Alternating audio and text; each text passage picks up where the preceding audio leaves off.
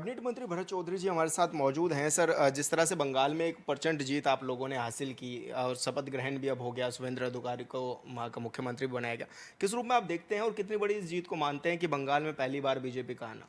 देखिए, ये हमारे शीर्ष नेतृत्व के और हमारे कार्यकर्ताओं की जो मेहनत थी पिछले 5 सालों से लगातार बंगाल में जो हमारा काडर और हमारा राष्ट्रीय नेतृत्व मेहनत कर रहा था, उसका परिणाम आज इस रूप में मिला है। इसके अलावा जिन राज्यों में भारतीय जनता पार्टी की डबल इंजन की सरकार है, उसको देखते हुए बंगाल के लोगों में बहुत निराशा थी इस बात को लेकर के कि केंद्र सरकार की बहुत सारी फ्लैगशिप स्कीम्स ऐसी थी जिन जो बंगाल में लागू नहीं थी। जैसे मैं आयुष्मान की बात करूं, आयुष्मान भारत की बात करूं, वो योजना वहाँ पर लागू नहीं थी। वहाँ की ममता सरकार ने कभी उसको लागू होने नहीं दिया। जो प्रधानमंत्री द्वारा किसान सम्मान निधि हर 4 महीने में दी जाती है, वो बंगाल के लोगों को नहीं मिल पा रही थी। उसके अलावा जो गरीब अन्न योजना है, जिसमें 80 करोड़ लोगों को मुफ्त राशन दी जाती है, उसका लाभ बंगाल में लोगों को नहीं मिल पा रहा था। और एक तरह का जंगल राज, एक कैप्टिविटी में वहाँ की जो जनता थी वो जी रही थी, और आज उससे वो मुक्त हुए हैं। एक नए युग का वहाँ पर सूत्रपात हुआ है, और भारतीय जनता पार्टी की भी जो लंबे समय से एक प्रतीक्षा थी बंगाल विजय की, वो आज पूरी हुई है। सर, चारधाम यात्रा चूंकि लगातार जारी है और बड़ी संख्या में तीर्थयात्री भी पहुंच रहे हैं, दिनों दिन आंकड़ा लगातार बढ़ रहा है।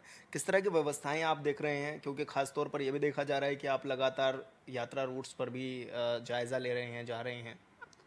व्यवस्थाएं बहुत शानदार हैं, लेकिन जैसा आपने खुद कहा कि यात्रियों की संख्या दिनों दिन बढ़ती जा रही है।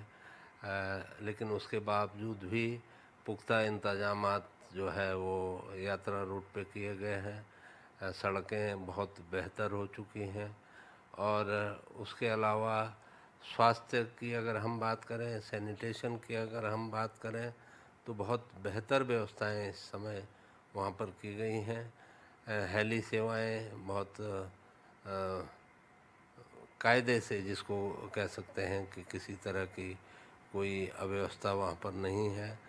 और जो घोड़े खच्चर हैं, लगभग आपकी जानकारी में होगा कि 5,000 से ऊपर खच्चर जो हैं, घोड़े खच्चर वहाँ पे यात्रा में रहते हैं। उनके लिए भी बहुत बेहतरीन व्यवस्था की गई है।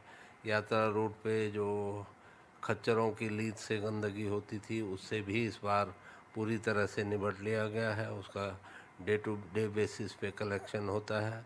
उसके ब्रिक बनाए जा रहे हैं, फ्यूल के रूप में उसको इस्तेमाल किया जा रहा है। बद्रीनाथ में जो मास्टर प्लान है, उस पर युद्ध स्तर पर काम चल रहा है, और उम्मीद कर सकते हैं कि आने वाले सालों में भव्य बद्रीनाथ के दर्शन हम कर पाएंगे। एक जो टाउनशिप वहाँ पे डेवलप हो रही है, एक स्मार्ट टाउनशिप जो डेवलप हो रही है, वो अपने भव्य रूप में हमारे सामने होगी। सर, विभागों में किस तरह से काम हो रहा है लगातार, क्योंकि आप बैठकों का दौर तो आपकी लगातार जारी है, लेकिन किस तरह से अधिकारियों को निर्देशित किया गया है, किस तरह सड़कों का जाल बिछाया जा रहा है, क्योंकि पीएमजीएसवाई जैसे महत्वपूर्ण विभाग आपके पास हैं। किस तरह से विभागों में समन्वय के साथ काम हो रहा है, सर? बिल्कुल, आपने देखा होगा कि मैं लगभग हर विभाग की 2-2, 3-3 समीक्षा बैठकें कर चुका हूँ। विभाग बेहतर प्रदर्शन कर रहे हैं, लेकिन सुधार की गुंजाइश अभी भी बनी हुई है, और निरंतर उनमें सुधार करने के निर्देश दिए जा रहे हैं। 184 सड़कें हमारी जो प्रधानमंत्री ग्राम सड़क योजना की थी, उनके टेंडर हो चुके हैं। 275 सड़कें हमारी भारत सरकार में गई हैं, उसकी भी जल्दी स्वीकृति मिलने की संभावना है। उसके अलावा टोटल लगभग 1500 सड़कों के जो हैं वो डीपीआर और फॉरेस्ट फाइल तैयार की जा रही हैं, सभी डिवीज़नों में मिल कर के। तो आने वाले 4-5 सालों में एक सड़क क्रांति जो है वो आपको उत्तराखंड में देखने को मिलेगी। उसके अलावा ग्राम्य विकास विभाग में भी जो लखपति दीदी योजना है, आप जानते हैं कि हर परिवार की जो आधारशिला है वो उस परिवार की महिला होती है, और हमारी कोशिश है कि हर महिला को लखपति दीदी बनाया जाए ताकि उनके परिवार जो है वो किसी प्रकार के अभावों में उनको जीना न पड़े। सर, अंतिम सवाल मेरा ये है कि प्रधानमंत्री का विशेष लगाव आप लोग भी कहते हैं कि उत्तराखंड से रहता है। एक के बाद एक कई दौरे भी हो चुके हैं और अभी हाल-फिलहाल में फिर एक दौरा वो करने जा रहे हैं उत्तराखंड में। किस तरह की व्यवस्थाएँ आप मानते हैं और जब-जब प्रधानमंत्री आते हैं, एक बड़ी सौगात जो देते हैं उत्तराखंड को, उसको किस रूप में आप देख रहे हैं सर? देखिए, प्रधानमंत्री का निसंदेह उत्तराखंड से एक भावनात्मक लगाव रहा है। अपने जीवन के कुछ महत्वपूर्ण वर्ष उन्होंने उत्तराखंड में बिताए हैं, और जब आप किसी स्थान विशेष पर अपने जीवन का कुछ समय व्यतीत करते हैं तो एक लगाव जो है वो स्वाभाविक रूप से हो जाता है। उसके अलावा जो यहाँ का युवा नेतृत्व है, पुष्कर सिंह धामी जी के नेतृत्व में जिस तरह से सरकार काम कर रही है, जिस तरह से नए नए आयाम इस सरकार ने स्थापित किए हैं, उससे भी शायद मोदी जी काफ़ी प्रसन्न है, और यही वजह है कि उनकी अनुकंपा हमेशा उत्तराखंड पे बनी रहती है, और जब भी वो उत्तराखंड आते हैं तो कोई ना कोई सौगात इस प्रदेश को दे करके जाते हैं। जी, धन्यवाद सर हमसे बातचीत करने के लिए। भरत चौधरी जी हमारे साथ मौजूद थे जो कि तमाम विषयों पर हमारे साथ बातचीत कर रहे थे। हॉर्नबिल टीवी के लिए देहरादून से विशाल गर्ग। कैबिनेट मंत्री खजान दास जी हमारे साथ मौजूद हैं। सर, बंगाल में जिस हिसाब से पश्चिम बंगाल में आपने जीत दर्ज की है, किस रूप में आप उसको देख भी रहे हैं और किसका श्रेय मानते हैं आप इस जीत में? देखिए, सबसे पहले मैं बंगाल के कार्यकर्ताओं का और वहाँ की जनता का आभार व्यक्त करना चाहूँगा, धन्यवाद ज्ञापित करना चाहूँगा, और विशेषकर अपने देश के प्रधानमंत्री आदरणीय मोदी जी का, और विशेषकर जिस तरह से जो है आदरणीय अमित शाह जी जो हमारे चाणक्य कहलाते हैं, और जिस तरह से उनकी रणनीति रही है, माननीय गृह मंत्री जी की बहुत मेहनत वहाँ पर उन्होंने की है, और इसी के साथ हमारे नितिन नवीन जी जो नए राष्ट्रीय अध्यक्ष बने हैं, और ये उनके लिए पहला चुनाव भी था और उनकी प्रतिष्ठा भी थी, और इसलिए 3 राज्यों में भारतीय जनता पार्टी ने चुनाव जीते हैं, और बंगाल में तो ऐतिहासिक जीत हुई है, भूतो न भविष्य। और 69 साल से वहाँ पर एक क्षत्रिय राज था, किंतु भारतीय जनता पार्टी ने जो मेहनत की है, वहाँ के कार्यकर्ताओं ने जिस तरह से लगातार मेहनत की, और कार्यकर्ताओं का वो बलिदान भी हम याद करते हैं कि वहाँ कार्यकर्ताओं के साथ जो वहाँ पर खून खराबा हुआ, मर्डर तक किए गए, ये बिल्कुल एक तानाशाही का रवैया ममता बनर्जी का रहा है। और आज वहाँ पर राम राज्य स्थापित हुआ और ममता जी का राज खत्म हुआ। दोनों जगह से जिस तरह से जो है इलेक्शन भी हार गई, परंतु भारतीय जनता पार्टी एक ऐसी पार्टी है कि जो सबका साथ सबका विकास को लेकर के चलती है। हमारी पार्टी, हमारी सरकार, हम उस तरह का रवैया न हमारे संस्कृति में है, जिस तरह से रवैया उन्होंने हमारे कार्यकर्ताओं के साथ अपनाया है। मारपीट के लिए अधिकारियों के साथ भी, केंद्रीय अधिकारी जब वहाँ जाते थे तो उनको भी ममता जी जिस तरह से जो बातचीत करती थी और जिस तरह का रवैया वहाँ पर रहा, उनकी फाइलें छीनना बहुत ही ज़्यादा अहम हो गया था, बहुत बड़ा घमंड हो गया था। तो घमंड तो रावण का भी नहीं रहा, जिनके 10 शीश थे, 20 भुजाएं थी, सोने की लंका थी, उनका भी राज समाप्त हुआ और राम राज्य स्थापित हुआ। इसी तरह से बंगाल को जीतने से कार्यकर्ताओं में खुशी की लहर है। और विशेषकर मैं ये भी कहना चाहूँगा कि बंगाल की जीत आने वाले समय की जीत को दर्शाएगा। जिस तरह से एक हवा चली है, भारतीय जनता पार्टी के प्रति लोगों का रुझान बढ़ रहा है, और आने वाला जो 27 का चुनाव होगा उसमें भारतीय जनता पार्टी हैट्रिक जीत के साथ पुनः सत्ता में लौटेगी, और माननीय पुष्कर सिंह धामी जी हमारे पुनः मुख्यमंत्री होंगे। सर, आप तो कह रहे हैं कि मेहनत रही है, लेकिन राहुल गांधी कह रहे हैं कि वोट चोरी आप लोगों ने कर दी। अब मुझे तो लगता है कि 99 बार वो हार गए हैं। अब मुझे तो कुछ कहना नहीं है राहुल जी के ऊपर। बहुत बुद्धिमान व्यक्तित्व के धनी हैं, और ऐसे बुद्धिमान व्यक्तित्व उन्हीं की पार्टी को मुबारक हो। किंतु जिस तरह से अब लोग कांग्रेस को नकार रहे हैं और सच्चाई भी है कि अब कांग्रेस डूबता हुआ जहाज है। लोग वहाँ से निकलने की कोशिश कर रहे हैं और सही रास्ते पर भगवान राम की पार्टी की ओर बढ़ रहे हैं। और मोदी जी हमारे गौरव हैं। उनके नेतृत्व में जहाँ जहाँ भी चुनाव होते हैं हम जीत कर के आते हैं। और उत्तराखंड की हम बात करें तो उत्तराखंड के प्रति माननीय देश के प्रधानमंत्री जी का सदैव आशीर्वाद रहा है और इसलिए भी आशीर्वाद रहा कि उनका आस्था का प्रतीक भगवान केदारनाथ है। और जब केदारनाथ की धरती में आते हैं तो उत्तराखंड की बात करते हैं और उत्तराखंड को कुछ न कुछ दे के जाते हैं। बहुत बड़ी उपलब्धि हम सबके लिए। और विशेषकर माननीय पुष्कर सिंह धामी जो हमारे मुख्यमंत्री हैं सूबे के, उनके ऊपर विशेष कृपा है, उनकी भी है। और भगवान केदारनाथ, भगवान बद्री विशाल, माँ यमुना, माँ गंगा, हेमकुंड साहिब, पंच तीर्थ यहाँ पर हैं। उनका सबका आशीर्वाद माननीय मोदी जी के ऊपर, मोदी जी का आशीर्वाद माननीय पुष्कर सिंह धामी जी के ऊपर है। और इसलिए अभी स्ट्रिक्टली भी कह दिया गया है केंद्रीय नेतृत्व के द्वारा, हमारे राष्ट्रीय अध्यक्ष के द्वारा, कि अगला चुनाव हम पुष्कर सिंह धामी जी के नेतृत्व में लड़ेंगे और उत्तराखंड में हैट्रिक जीत के साथ वापस आएंगे। धन्यवाद सर, हमसे बातचीत करने के लिए। कैबिनेट मंत्री खजान दास जी हमारे साथ थे, जो कि तमाम विषयों पर हमारे साथ बातचीत कर रहे थे। ऑन बिल टीवी के लिए देहरादून से विशाल गर्ग। पूर्व मुख्यमंत्री हरीश रावत जी हमारे साथ मौजूद हैं। सर, रिजल्ट जिस तरह से आए चुनावों के, किस रूप में आप उसको देखते भी हैं, क्या कहेंगे सर उनको लेकर? कांग्रेस के लिए ये बड़ी अच्छी बात है कि केरल में हमारी शानदार जीत हुई है। हमारे गठबंधन शानदार तरीके से जीता है और कांग्रेस के पास अब 3 के बजाय 4 मुख्यमंत्री होंगे।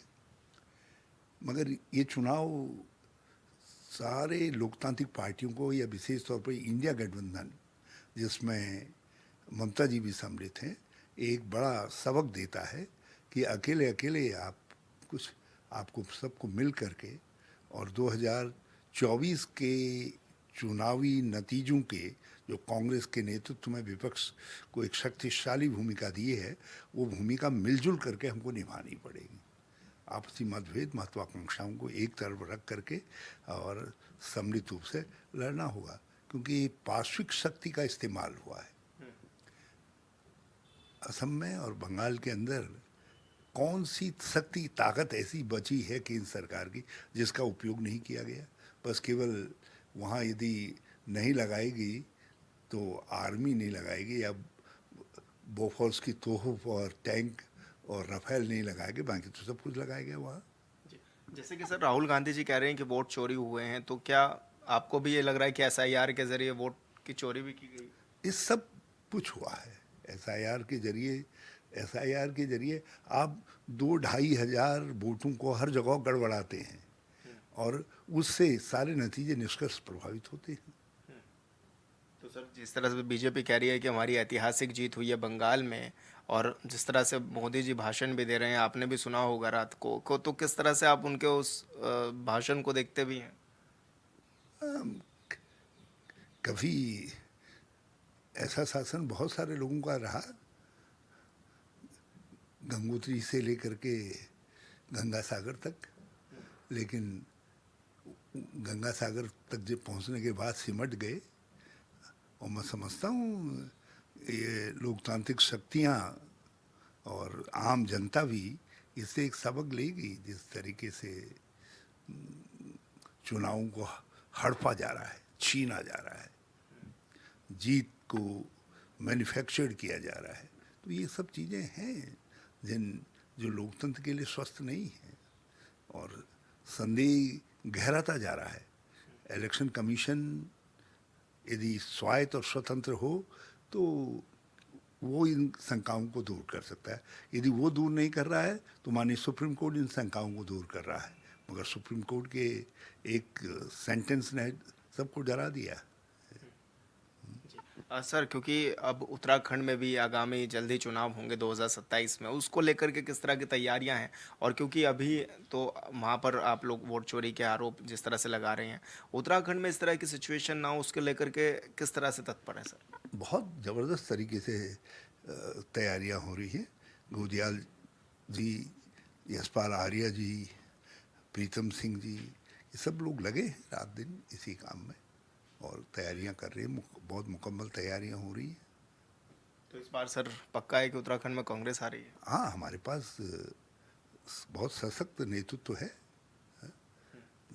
देखो, प्रीतम सिंह अर्जुन की तरीके से खड़े हैं, दूसरे लोग, हाँ, सब लोग मिल करके, हमारे पांचों पांडव मिल करके इस जीत को हासिल करेंगे। सर इस बार के मुद्दे कौन से ऐसे हैं जो बहुत हावी रहने वाले उत्तराखंड के लिहाज से? इस सरकार ने तो मुद्दों की बारिश कर दी है, बस उनको सिर्फ सिर्फ पिरो करके जनता के सामने लाना है और जनता खुद ही उन मुद्दों को याद दिला रही है कि भाई ये भी है, ये सरकार तो ऐसा भी कर रही है, ऐसा भी कर रही है। तो इनका इनका अस्तित्व कैसे है, वही अपने आप में एक बड़ा भारी मुद्दा है। सर महिला आरक्षण को लेकर लगातार वो आप लोगों को घेरने का काम करते हैं, कहते हैं आप लोगों ने बिल पास नहीं होने दिया। दूसरी बात, अभी विशेष सत्र भी रखा था उत्तराखंड में, किस रूप में देखते हैं? देखिए, इससे बड़ा झूठ और कुछ नहीं है। ये तो मोदी जी का खेल था। उन्होंने पहले महिला आरक्षण विधेयक तो पास है ना, वो तो नारी वंदना विधेयक के रूप में 2023 में पास है। उसको तो मोदी जी ने खुद खूंटे पर लटका दिया था, कहा 2033 में जो है इस पर कार्रवाई होगी और उसको जो है जनगणना के साथ जोड़ दिया और जनगणना को पीछे कर दिया और परिसीमन के साथ जोड़ दिया था और जनगणना के बाद परिसीमन होगा। और अब के उनको जब दबाव पड़ा, उनका लोगों ने कहा भाई ये सवाल आपसे किया जाएगा कि आपने महिलाओं के साथ ये क्यों किया, तो उन्होंने बहुत चुपके से, जिस समय सब लोग चुनाव में पड़े थे उस समय संसद का सत्र बुला लिया और विधेयक को जो है परिसीमन के रूप में लाए। अब परिसीमन में सवाल थे, दक्षिण के राज्यों के भी सवाल थे, 22-23 राज्यों के अपने अपने सवाल थे, उत्तराखंड का भी सवाल है, तो इसलिए वो परिसीमन विधेयक गिराया गया, महिला आरक्षण विधेयक नहीं गिराया गया। हम तो कह रहे हैं अब भी हिम्मत है तो इसी संख्या के आधार पर, लोकसभा की 543 की संख्या है और उसके आधार पर 1/3 सीटों को आरक्षित कर दीजिए। और उत्तराखंड की और उत्तर प्रदेश, पंजाब, जहाँ ये चुनाव होने जा रहे हैं पायलट प्रोजेक्ट के रूप में, इन विधानसभाओं के चुनाव में उसको लागू कर दीजिए। सर क्योंकि उत्तराखंड में विशेष सत्र एक दिन का बुलाया था, क्या लगा आपको कि उसका कोई फायदा हुआ? फायदा क्या हुआ, वो तो उन्होंने गाली तू मैं करने के लिए बुलाया था। और मैं बधाई देता हूँ अपने विधायक गणों को, उन्होंने वैकल्पिक प्रस्ताव रखा। उन्होंने कहा भाई तुम चुनाव अभी करवाओ, आरक्षण विधेयक तो पारित है ना, तो 33% रिजर्व करो, अभी रिजर्व करो, इसी विधानसभा में लागू करो। सर मेरा एक सवाल ये भी है कि धामी जी अपनी घोषणाओं को लेकर अधिकारियों पर बरसते हुए नजर आ रहे हैं हाल फिलहाल की बैठकों में, किस रूप में आप देखते हैं सर चुनाव से पहले? वो उनकी घबराहट दिखाती है, क्योंकि घोषणा जो कुछ भी की गई सब मतलब उनका अनुपालन तो हो ही नहीं रहा है। तो मुख्यमंत्री अब नर्वस हैं, लोग सवाल कर रहे हैं, जहाँ एक बार गए हैं दूसरी बार जाने की हिम्मत नहीं हो रही है। लोग कह रहे हैं भाई वो महाराज उसका क्या हुआ। जी सर, राज्य में चारधाम यात्रा भी जारी है और ऐसे में गैस की किल्लत भी कहीं ना कहीं बरकरार है और धामी जी कह रहे हैं कि ये सवाल मत उठाओ कि गैस के कमी है।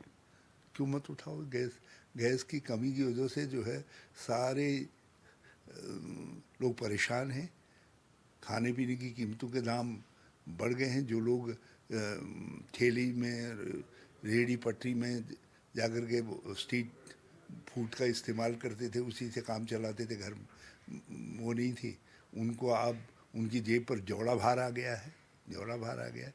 यात्रा मार्ग के अंदर गैस की किल्लत की वजह से जो है लोगों को जो आवश्यक चीज़ें हैं वो सप्लाई नहीं हो पा रही हैं। और सबसे बड़ी बात यह है कि इससे छोटे उद्यम बर्बाद हो गए हैं, जितनी कीमत बढ़ गई है, एमएसएमई सेक्टर इत्यादि सब बर्बाद हो गया है, जो गैस और इस पर आधारित था। हमारा लघु घरेलू उद्यम ये सब बर्बाद हो गए। सर अंतिम सवाल मेरा ये है कि जिस तरह से 2.5 घंटे का सफ़र दिल्ली देहरादून का जो बनाया गया, किस रूप में आप उसको देखते हैं? क्या लग रहा है, क्या फ़ायदा दे रहा है? हाँ, वो 2.5 घंटे का हो गया, बल्कि कोई तेज चलाने वाला है तो 1.25 घंटे में भी पहुंच जाएगा। लेकिन आशा रोडी से ऊपर जाखन तक जाने में आप आदमी को 3 घंटा लग जा रहा है। मतलब 3 किलोमीटर का सफ़र 3 घंटे में, और बाकी सफ़र 300 किलोमीटर का सफ़र 2.5 घंटे में। तो ये है जाम जाम जाम जाम। ये जाम की स्थिति से आज पूरा उत्तराखंड त्रस्त है। इसके लिए इन्होंने कोई प्लानिंग ही नहीं की। 9 साल हो गए, कोई प्लानिंग नहीं की। अब कह रहे हैं कि गडकरी साहब भी कह रहे हैं, दूसरे भी कह रहे हैं, जब उनको लगा कि यार ये तो बड़ा मुश्किल हो गया, अब हो गाड़ियाँ फर्राटे से आ रही हैं, यहाँ आकर के जाम में फंस जा रही हैं, और लोकल लोगों की ज़िंदगी और कठिन हो गई है इससे। धन्यवाद सर, हमसे बातचीत करने के लिए। हरीश रावत जी हमारे साथ थे, जो कि तमाम विषयों पर हमारे साथ बातचीत कर रहे थे। हॉर्नबिल टीवी के लिए देहरादून से विशाल गर्ग।